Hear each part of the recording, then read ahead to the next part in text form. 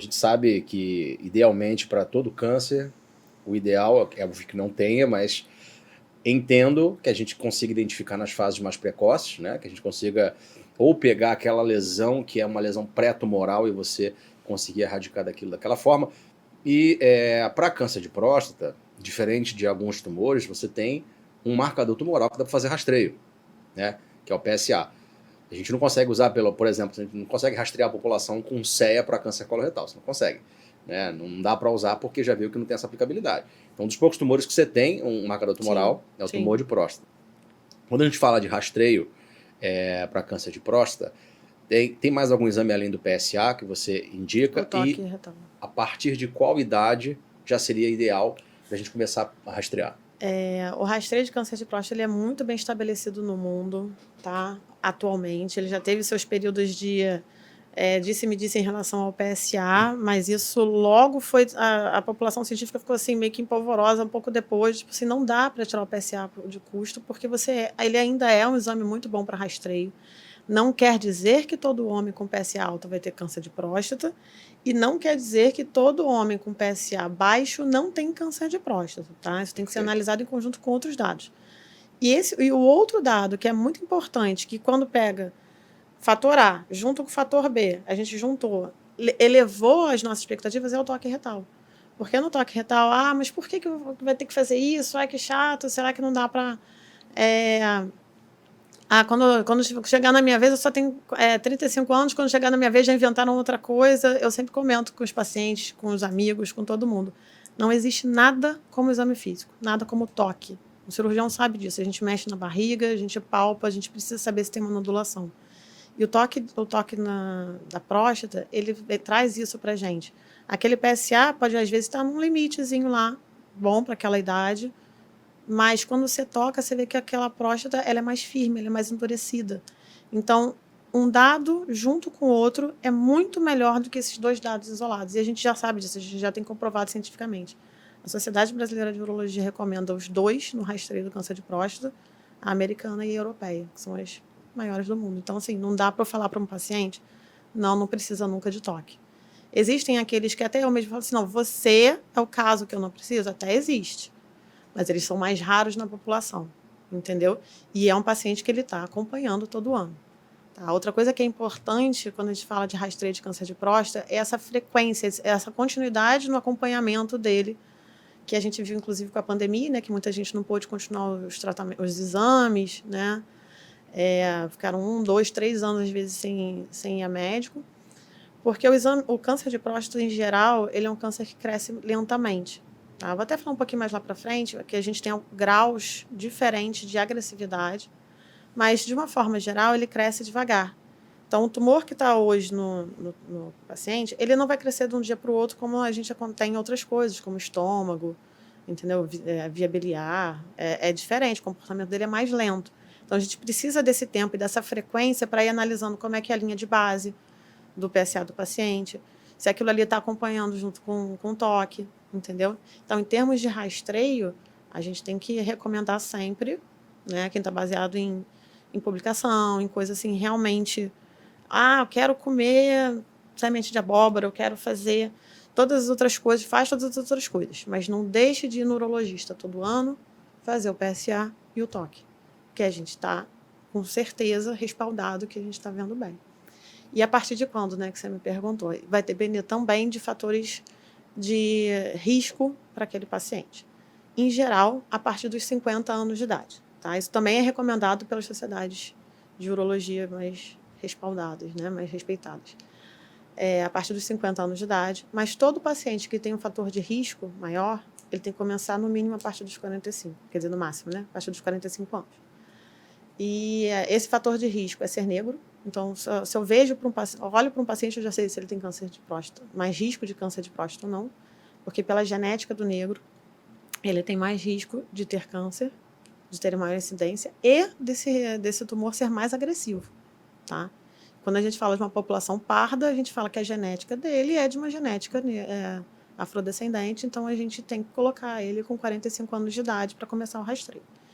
E também os pacientes que têm câncer de próstata num parente de primeiro grau, que é o quê? Irmão, pai, né? Mas mesmo que seja, às vezes, de segundo grau, tio, avô, mas você está vendo que tem 2, 3 tios, né? Tem os 2 avós de cada lado, a gente também começa aos 45 anos de idade. Então, tem fator de risco? 45 anos de idade, tá? E uma outra coisa que a gente fala também para os tumores em geral são outros casos em que você pode ter um aumento da incidência. Por exemplo, na obesidade. A gente sabe que a obesidade hoje em dia, também falo muito nas palestras quando eu faço Novembro Azul, que eu tento chamar os pacientes para essa consciência, sabe? A obesidade ela é uma inflamação crônica. Tudo que é inflamação crônica, você pode aumentar o risco de várias outras doenças, doença cardiovascular, diabetes, endócrina, inclusive aumentar o risco de qualquer tumor. Poucas pessoas falam isso, né? Mas é verdade. Entendeu? Pode ser até uma verdade que a gente não quer ouvir, mas é verdade. Então, pacientes mais obesos, né, aquele obeso mórbido, obeso, não chega a ser o super obeso, mas que está na faixa da obesidade, a gente tem que recomendar também que ele comece antes. E eu também sempre recomendo para aqueles pacientes que perderam o contato com o pai, com família, começar aos 45 anos. Você não sabe se, Sim. né, se o pai dele faleceria aos 55 anos de câncer de próstata ou não. Se a gente falar para um paciente de 55 anos de idade hoje, gente, é muito novo. É muito novo. Total. Não dá para deixar um paciente de 55 anos falecer, porque você não começou a rastrear antes. Né? Perfeito, faz todo sentido. São esses aí. E para a galera que... Essa é uma pergunta que eu recebo, inclusive, por ser oncologista, apesar de eu não lidar com paciente urológico, né? Um ou outro caso que chega para mim de tumor renal, normalmente, às vezes, bexiga, mas próstata, graças a Deus, eu não estou fora. Mas uma pergunta que eu recebo muito frequente. A galera fala mas será que o ultrassom não substituiria o toque? Eu escuto isso bastante, mas não, vai existir um ultrassom assim, não tem nada a ver. O ultrassom, primeiro que o ultrassom, assim, existem 2 ultrassons, vamos lá. O ultrassom via abdominal, ele enxerga mais ou menos a próstata. E ele não vai enxergar nódulo na próstata, não vai. E o ultrassom transretal, que é um exame muito bom para enxergar a próstata, dói muito mais do que um toque. Né? O probe de quem já fez biópsia acordado, biópsia de próstata, sabe que aquilo ali incomoda. Às vezes o probe incomoda muito mais porque ele é grande, calibroso. Então, não faz muito sentido. O exame que hoje em dia se existe, mas quando você está numa suspeita grande, que enxerga muito bem um nódulo na próstata, é a ressonância, mas ela também, a gente não vai fazer ressonância em todo mundo por milhões de motivos, que não cabe fazer isso na população em geral, quando você tem um exame simples, barato, rápido, todo mundo vai com aquela ideia de assim, meu Deus do céu, vou me preparar. Aliás, até uma boa pergunta depois. Qual é o preparo, né? E a gente não tem muito preparo, só simplesmente ir na consulta. Só vai, né? Só isso, só vai. E aí, então, assim, ele é barato, ele é rápido, mas ele demora, sem brincadeira, segundos. Eu não sei se chega a demorar 1 minuto, entendeu? Então, não faz sentido você ficar lá numa fila, fazer xixi, segurar... enfrentar uma ultrassom por uma coisa que é tão simples, né, de ser feita. Eu sei que não é simples, às vezes, de estar ali naquela situação, mas que faz parte de um autocuidado. Foi o que você falou, as mulheres estão acostumadas a passar por um Papa Nicolau, às vezes desde os 16, 18 anos de idade. Sim. Então já sabe mais ou menos o que é isso, o exame da mama. Para os homens a gente tem falado cada vez mais, então ainda é o medo da novidade, talvez, entendeu? Depois que vai percebendo que isso, eu falo assim, fala para os seus colegas que não é tão ruim assim quanto você imaginou.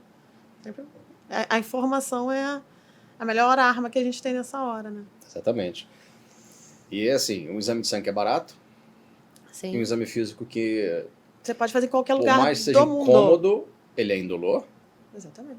E leva menos de 1 minuto. Exatamente. Um toque retal. Que normalmente o urologista... Não sei se as pessoas têm essa ideia na cabeça, né? Parece que ela vai lá fazer o exame do toque, o urologista vai ficar com o dedo lá meia hora. Sim, exatamente. Não, GPS, procurando não. Não, exatamente. É bem rápido. Porque basicamente você tá ali com o dedo sentindo a próstata ali, né? Isso aí. Você vai fazer um exame, você vai procurar se tem alguma nodulação. Se o tamanho dela tá diferente, se a consistência dela tá diferente. A próstata, ela é móvel, na verdade, né? Se ela tá móvel, se ela tá parada, presa no lugar como uma pedra, a gente percebe isso na mesma hora. E isso guia, assim, completamente o teu raciocínio. Sim, você passa a riqueza de informações do toque, né? Exatamente. É muito grande. E, assim, cada médico, né, profissional faz de uma forma com detalhes diferentes, mas nada como um gelzinho de xilocaína, vai passar ali, vai Vai ser desconfortável? Eu falo assim, olha, é desconfortável, mas não é toda essa dor que você imagina. E é bem rápido e você vai sair daqui já sabendo se você está bem ou se você tem que fazer mais coisa para saber se realmente está bem ou não. Entendeu? Essa paz de espírito vale a pena, né? Exatamente, com certeza. E o indivíduo que vai rastrear e ele encontra ali, ele tem achados no exame do toque ou os dois juntos, PSA, que falem a favor da possibilidade de ter um câncer. Qual é o próximo passo desse indivíduo? Então, sempre que possível, porque a gente sabe que não, no SUS ou em certos planos complementares, né, de saúde, nem sempre a gente tem uma ressonância fácil. Mas o ideal seria, fez isso daí, tá suspeito, ressonância e biópsia. Dependendo do grau de suspeição, a biópsia já está indicada. Se a gente achou um nódulo, tem um nódulo, está indicado biópsia, ponto. Entendeu? É nesse nível. Ah, mas o meu PSA é de 3. Está indicado. Entendeu? A gente vê se realmente aquele nódulo ali não é o comecinho de um grande problema. Então, mas se a gente faz a ressonância depois da biópsia, perde muita informação. Então, o ideal é você fazer primeiro uma ressonância magnética, perfeito, específica para a próstata. Ela é uma ressonância só para a próstata, só para aquela parte. E a gente hoje em dia tem tanta informação que você já sabe que se tiver um nódulo, aquele ali que a gente viu pode ser mais grave do que um outro nódulo. A ressonância ela consegue te dar essas informações. Ah, por que você não faz em todo mundo, então? Porque você precisa ter da área de suspeição. Se você pega uma ressonância de uma próstata normal ou quase normal, ou seja, que tem um tumorzinho de baixa agressividade, ela provavelmente não vai enxergar nada. Ela vai enxergar aquele tumor que é mais agressivo, digamos assim, traduzindo em miúdos, né? A imagem que aparece quando o cara lauda falando que é um tumor... Sim. Você fala assim, é ali que tem que ir a biópsia. Entendeu? Você já sabe isso. Entendeu? Então, ela já te guia para o próximo passo, que é a biópsia, e ela vai ter um resultado melhor antes da biópsia, que é o próximo passo. Então, o ideal seria... fez o toque, fez o PSA, tem suspeita, ressonância e biópsia. Entendeu? Muitas vezes, hoje em dia, a gente já consegue usar a ressonância. O toque foi em cima do muro. Estou falando assim de uma forma bem leiga, né? Mas para todo mundo poder se sentir ali incluso no negócio. Mas o toque ficou meio em cima do muro. Está meio endurecida, mas pode ser um endurecimento discreto, de hiperplasia prostática, que é uma doença benigna, não tem nada a ver com câncer, elas podem existir na mesma próstata. O PSA também em cima do muro também, aquele PSA de 4, 5, no paciente de meia idade. E aí a gente vai fazer direto uma biópsia, que é um exame invasivo, um exame doloroso, né? Tem que fazer sob sedação, o ideal. É um exame que tem seus riscos, pode dar infecção, pode dar um monte de coisa. Não, a gente pede uma ressonância. Se aquela ressonância não me mostrou nenhuma área mais suspeita, mais grave, você só começa o rastreio dele ficar um pouco mais próximo. Daqui a 6 meses você volta, a gente faz outro toque com PSA, entendeu? Nem sempre você precisa submeter de cara. Então, a ressonância, ela mudou um certo paradigma aí no tratamento, na investigação, né, na propedêutica do câncer de próstata. Ela veio dizer que algumas biópsias são desnecessárias, né? Você poderia... Não, talvez naquele momento. Exatamente. Talvez não seja o momento da biópsia, entendeu? E às vezes você postergar uma biópsia durante 2 anos, nossa, que maravilha. Sim. É um procedimento desnecessário durante bastante tempo. Você acabou de assistir mais um corte do nosso podcast Medical Talks Brasil. Se você quer ver esse vídeo na íntegra, acesse o meu canal do YouTube, Dr. Adolfo Bamonde, vai na aba do ao vivo, que esse episódio vai estar lá, tá ok? E se você quiser também pode acessar o link da bio do meu Instagram, @doutor.adolfobamonde. Muito obrigado.